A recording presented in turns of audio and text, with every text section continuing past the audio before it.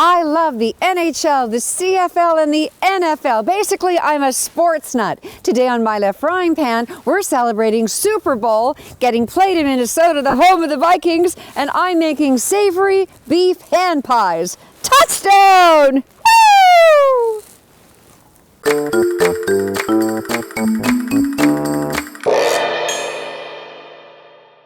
I am a huge sports fan, and the reason is because when I was growing up, if you didn't watch sports with my father in front of the TV, there was nothing to do. I mean, sure, you could read a book, but I would much rather watch sports with my dad. And as a result, I know the rules to a whole bunch of stuff like horse racing, boxing, darts, Olympics. I know all the rules for hockey, football, baseball. I am a wizard, okay? And so when it comes to the final game, you know, like the Stanley Cup sometime in June for hockey, woo! And then there's the Grey Cup for the CFL, Canadian Football League. And then there's the Super Bowl for the NFL. That's the National Football League in the United States. Okay, I don't want to have chips and dip, okay?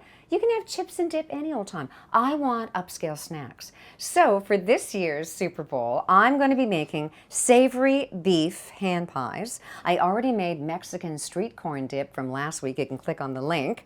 And if you want to make my world famous guacamole, you can click on that link. And now that's what I call a party. All right, let's get all the spices organized. So first of all, I've got some cumin. I have coriander, freshly cracked pepper, turmeric. Now remember, the combination of turmeric and cracked pepper is a stronger anti-inflammatory. I have some ground cinnamon and some table or some iodized salt. And we're going to mix that all up together. Holding! Okay, the next thing I'm going to do is I'm going to dice up my onion, dice up 2 tomatoes. Right now, even in the winter, we're growing hydroponic tomatoes here in Canada. I don't know what they're doing around the world, but I love those. I'm going to have some garlic and a jalapeno, plus a little bit more than a pound of extra lean ground beef. You want to break the meat up while it's cooking so it's not in really big hunks. And while that's going to brown, I'll dice up my vegetables.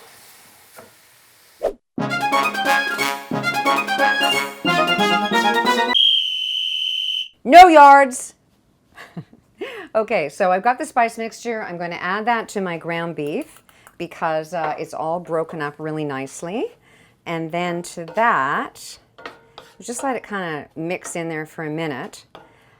Let's talk about jalapenos. Okay, now these babies, they're really spicy if you get them in your eye or, you know, any place that's not where it should be. So I always wear gloves when I do it. I never used to because I thought, oh, you know, I'm fine. And then this one time I forgot and I rubbed my nose and my eyes and I was like nearly blinded. So I wear gloves all the time. So I'm going to cut it in half. Now there's like a debate. Are the seeds spicy? Are they not spicy? I don't like them. So we're just gonna take the seeds right out. And as you see, I've got a special little cutting board that I'm going to use because it's going to get those volatile oils that are really, really spicy all over the place, and so I kind of want to contain it. All right, so we'll take out all of the seeds with these wonderful gloves. You can get these gloves at a hardware store. I always feel like I should be putting them on and go, okay, now cough. Anyway, that's so rude. Okay, so out of the seeds they come, and then we're just going to dice this up. But there's a little trick after.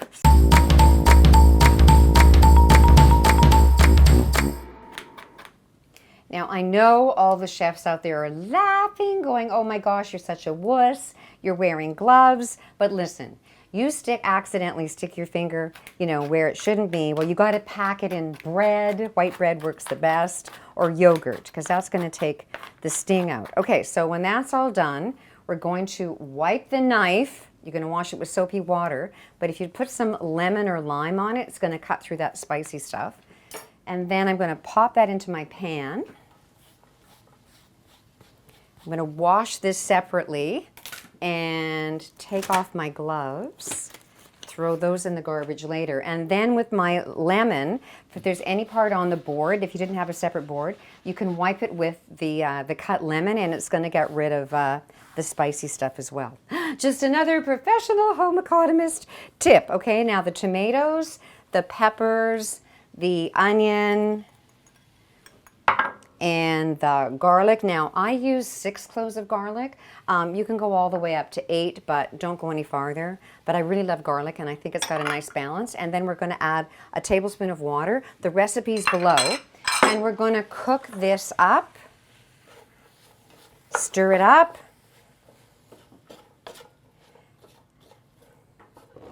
And when it's all kind of browned and yummy, we're going to put the lid on it and cook it for 5 minutes.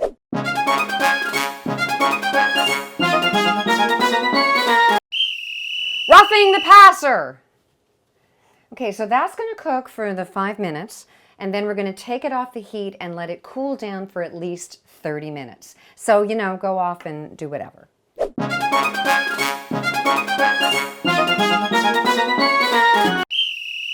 Personal foul, grabbing the face mask. Okay, so the beef is ready. It's chilled down for about 30 minutes. In my excitement about doing the rules for football, I forgot to mention I put a tablespoon of canola oil, and that's why it looks a little bit wetter. So it's all ready. It can't be warm because it's going to melt the puff pastry. All right, here's the next big step. So I don't know why they sell puff pastry in those little squares, because you have to roll it out. Anyway, some companies sell them in these great big already kind of pre-rolled sheets. And you're going to use 2 altogether because this is going to make 18. So I personally like the ones that are already pre-rolled, but I'm still going to roll it a little bit because I still thought it was a bit too doughy. So I've got a little bit of flour that I'm going to sprinkle on my board. This is barley flour. You can use any kind of flour you want. But I cook with so much barley flour for the fiber.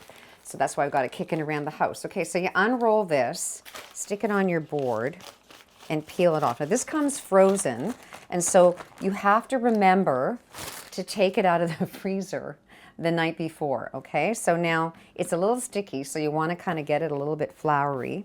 And then you can do one of 2 things. You can stretch it out, kind of like strudel dough, you know, you sort of pull it apart because you want it to be 14 by 14, or you can roll it out with a rolling pin. Okay, now if you're going to use a rolling pin, I've got a silicone one, and I think that they roll a little easier than the wooden ones, or a glass even, or marble for this kind of pastry. Okay, that guy got a little bit big. We'll just smush him back in there. Okay, so that's 8. That's probably 14 by 14. Okay, so now you're going to cut it into 9 equal pieces, as close to 9 as you can. Oh, look, I have flour all over the girls. Okay, whatever. And, all right, so obviously I'm very bad at what's equal, but so they're as best you can do for 9 equal squares, okay? And then with your, just a minute, that was so much better. Okay, never mind. Anyway, we're going to... Personal injury to the chef. Don't touch the girls. Okay, that's not going to be a call in pro football. Anyway, so it's about a heaping tablespoon or more. Like, just see how much, that's about right. So it's like a big heaping tablespoon of the mixture. That was too much. This has got to be making for 18. So you're going to kind of do it as you go. Depends on how big you made those squares. So I'm just going to show you one. I'll just show you one, so that you can see it on camera, and then I'm going to bake them all up in the oven. So this one's closer to camera. There we go. So you got the meat kind of in the center. Then I've beaten up an egg, and I'm going to use this as an egg wash. And I'm going to do 2 of the edges with the egg wash. It's kind of like egg glue. Then you fold this over, and you try to line up the edges, and then fold the edge on top of each other, kind of like a little bit of a rope. Tuck this little end in here. Okay, now it doesn't have to look gorgeous. And then using the tines of a fork, those are called the tines, we're going to push it down so to make a little kind of a pattern. Then you put 3 little pricking marks with the fork and place it on your sheet that's all ready to go. And then when they're all done, you're going to put 9 on one cookie sheet and then do the next roll of pastry. You just brush it with some more of the egg wash and pop it into the oven. The recipe's below. I forget how long it takes to cook. Okay, and that's pretty much it.